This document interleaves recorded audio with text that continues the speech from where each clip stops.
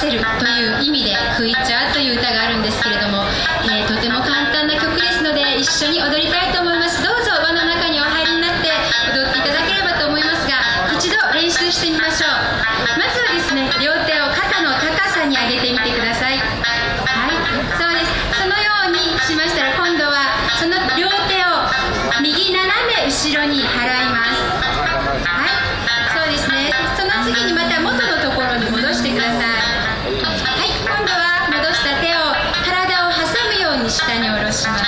そして胸の前で1回ポンと手を叩いてみてください。はい、とってもこれだけなんですけれども、もう一度練習してみますよ。はい、手を上に上げて、斜め上下ポン。はい、もう一度いきます。はい、斜め戻すポン、斜め下ポン、1、2、3。はい、これだけです。それともう一つ、沖縄にはカチャーシーという踊りがあります。両手を上に上げてみてください。万歳。